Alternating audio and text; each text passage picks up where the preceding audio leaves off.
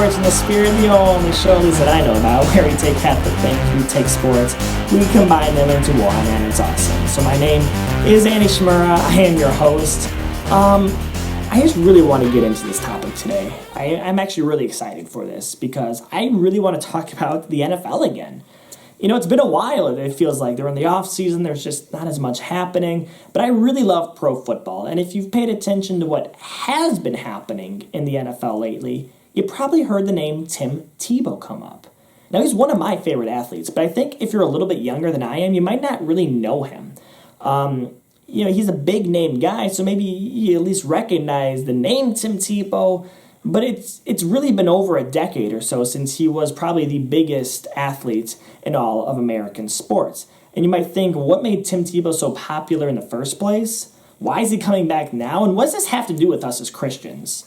So I want to talk a little bit more about Tebow's career. Let's go back to the late 2000s when he was a quarterback for the University of Florida.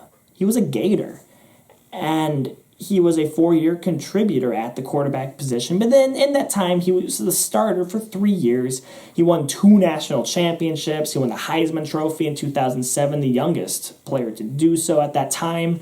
He broke numerous records, both at Florida and at the conference level, which actually included an SEC record, 57 rushing touchdowns over the course of his 4 years. Now, keep in mind, Tebow was a quarterback. His job was to throw the football. Well, he actually broke records, though, with running the football. And that gave you an idea of what his style of play was. I mean, he was just this electrifying athlete who could both throw and run at an elite level. He would win a lot of big games. I mean, everything about Tim Tebow was special. Everybody wanted a piece of it because he was just that kind of athlete. You couldn't get enough of him. He was fun to watch. He really was. And I think that's what made him popular. But what made him even more popular was actually his faith. And that's interesting because most celebrities, you don't think of them as devout Christians. But Tim Tebow actually was a devout Christian. He didn't care so much about the fame or the fortune. He just wanted to do what he loved to do, which was play football and talk about Jesus. And you know what? Whenever he scored a touchdown, he would actually go down on a knee and he would bow his head in prayer, which became so famous that it was known as Tebowing. So before you had the dab, before you had that, you had Tebowing. And that's what everybody did, just for the heck of it. I mean, that's how popular Tim Tebow was, though. Everybody wanted to be like him.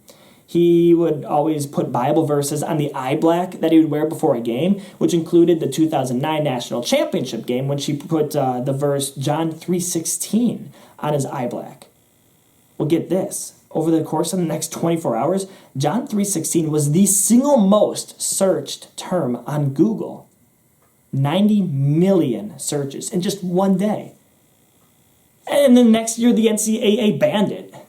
They literally banned the use of writing personal messages on your eye black just because of Tim Tebow. I mean, they didn't say that it was because of Tim Tebow, but it became known as the Tim Tebow rule, so it's generally considered that was the reason why. But really, that just made him more popular. That made him even more popular. Everybody loved Tebow. He became less of a football player and more of a cultural phenomenon. Well, he was drafted 25th overall by the Denver Broncos, so he went on to the professional level. He was all right for a while. I mean, he played in 2011. He did lead the Broncos to a playoff victory against the Pittsburgh Steelers, but there was just a problem. I mean, his style of play worked very well in college with running the football. It didn't work as well in the NFL. He was only completing less than half of his passes. He was known for struggling the first 3 quarters and then pulling off this massive fourth quarter comeback, which was appropriately named Tebow time. You can't really make a career doing that. And so it didn't really work out. Eventually, Denver got rid of Tebow in favor of then free agent Peyton Manning, and they traded Tebow to the New York Jets. And the Jets just didn't know how to use him. They played him in every position, really, except the quarterback. They had him do everything except throw the football. They're trying to find ways to use his athleticism to their creative advantage. But they could never do it. And it was too bad because it wasn't long after this when a lot of those dual-threat quarterbacks would become popular. Patrick Mahomes, Lamar Jackson, Kyler Murray, those guys came not too long after Tim Tebow. And I think that if Tim Tebow had come a few years later, he probably would have been used very differently as a quarterback, and he might have actually had a successful career in the NFL, but in this era, nobody knew how to use a guy like Tim Tebow. Nobody understood the idea of having this dual-threat quarterback who could run the football. They didn't think of that so much, and so Tebow never really worked out in the NFL. And yet what still gets me to this day and what I keep thinking about is how they never got rid of him. I mean, first he was a broadcaster. Then he went to play minor league baseball. He was within the organization of the New York Mets, just playing in the minors. And now all of a sudden, he's on the verge of being signed by the Jacksonville Jaguars so he can play with his former college coach, Urban Meyer, and move to be a tight end instead of a quarterback.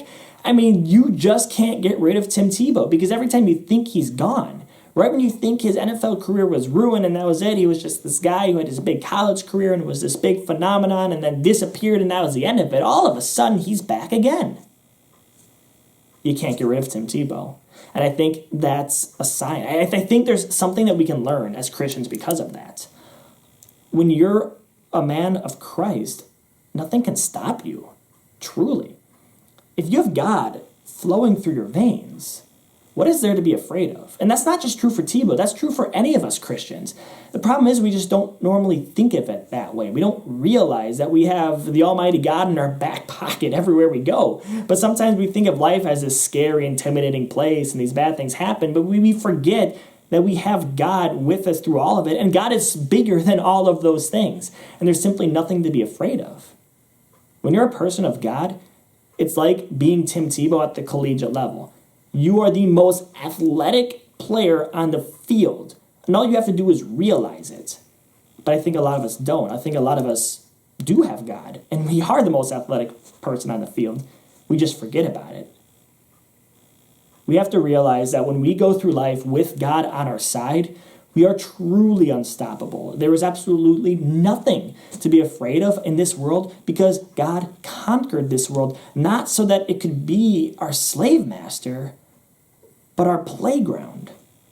That's what we're out here trying to do. That's what this Tim Tebow story makes me think of. And we got to be like Tim Tebow because he's never going away. Right when you think he's gone, he's coming back. That's what people of God do. And I think that's what we are all called to do as Christians as well.